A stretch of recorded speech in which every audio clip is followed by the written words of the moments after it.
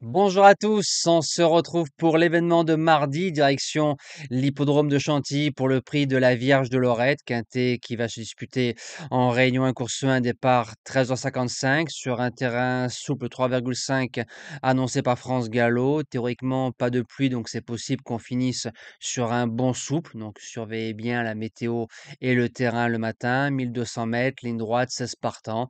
Quintet, comme d'habitude, touffu. En général, sur pas mal d'hippodromes, on ne sait pas s'ils vont à gauche, à droite, au milieu. Sur certains, comme Fontainebleau, on sait que la corde a une grande importance, mais on peut gagner avec des cordes 15 ou 16. Je me rappelle à l'époque que Impitoyable, côté extérieur, avec corde 15 ou 16, avait gagné facilement. Donc, on va revenir rapidement sur ce qui s'est passé samedi matin. Donc, la vidéo du 11 octobre a été supprimée à cause des images que j'avais mis publiquement pour féliciter l'abonné qui est devenu membre. Les signalements, bon, ben, ont eu raison de ma vidéo.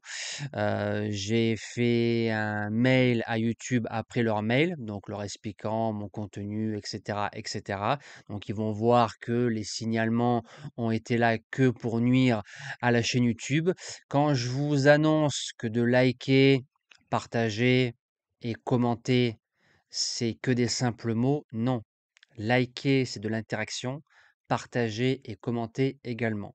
Ça veut dire que si vous likez, vous êtes d'accord avec le contenu. Donc ça a du poids vis-à-vis de YouTube. Vous envoyez un signalement, mais positif. Quand vous laissez un commentaire, n'importe quoi, simple commentaire, vous partagez quelque chose, une idée, votre sentiment vis-à-vis de l'événement, on ne peut ne pas être d'accord. C'est ce qui fait la beauté des courses. Partagez vos idées. Alors, pas d'insultes, ça sert à rien. C'est pas constructif une insulte. C'est nul pour moi. Donc, surtout que le modérateur qui a été mis en place depuis de nombreux mois, il est là pour la pérennité de la chaîne YouTube. Et ça permet, je vois de plus en plus, à des personnes qui se lâchent et qui laissent leurs commentaires. Vous croyez que c'est sympa quand on dit, bon, ben moi je vois ci, je vois ça, tu es nul, ça sert à rien, c'est que de la frustration. Partagez, si vous avez quelque chose à dire, partagez-le, tout simplement. Il n'y a personne qui va vous engueuler, on va pas vous tirer les oreilles. Je sais pas, moi, on est en 2025, on est encore à l'état du Moyen Âge. Donc, likez les vidéos, je compte sur vous tous les jours, que le contenu soit au guichet ou non. Voilà. On va retrouver les résultats de la soirée d'hier du côté de Vincennes. Tiercé écarté en 7 avec multi, base gagnante au guichet, course par course plutôt bon dans l'ensemble, 3 sur 4 avec les objectifs et le report du jour. Allez, c'est parti les amis pour la sélection de cet événement cantilien. En base gagnante, le numéro 6, Tertus, ça fait 2 fois qu'on le touche en base gagnante. C'est un cheval qui peut se monter près de la tête ou attendre. Il est battu par un certain Forchester qui a ensuite répété. Distance terrain avec 3 parcours dans les jambes et placé en 39,5 de valeur. C'est un cheval qui sera monté par l'excellente Marie Vélon. C'est un candidat aux premières places. En deuxième base, le 4, Forchester, qui a gagné le grand handicap des sprinters classe 1. Donc là, on est classe 2. Rappelez-vous ce que je vous ai dit, classe 1, classe 2, classe 3, classe 4. Plus la classe elle est haute, plus le handicap il est fort. Plus la classe elle est basse, plus le handicap il est faible. Plus la référence du handicap est bas, plus le handicap est fort. Plus la référence du handicap est haut, plus l'handicap est faible. C'est compliqué à comprendre tout de suite, mais c'est très facile. Derrière, il a répété en faisant un truc sur le parcours dans le quintet de référence. Si le cheval, je pense qu'on peut le démarrer. Les deux bases que je vous ai annoncées, malgré l'accord de 15 et 16, peuvent être démarrées. C'est deux chevaux pour moi qui doivent finir au moins dans les 5. Pour les chances, le 15 Drogo qui reste sur deux belles sorties à Chantilly. 1100 et 1200 mètres sur le parcours proposé de mardi.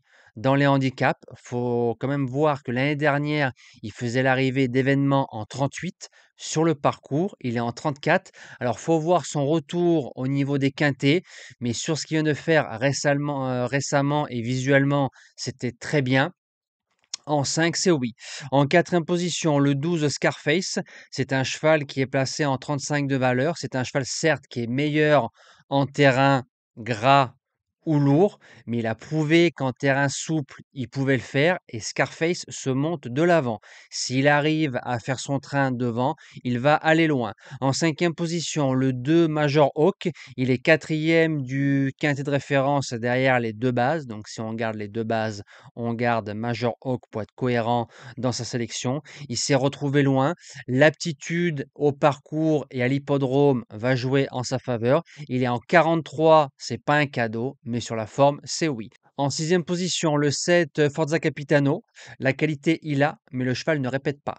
Quand on prend ses 4 derniers quintés, on a une troisième place et une cinquième place, souvent très tendues avant course.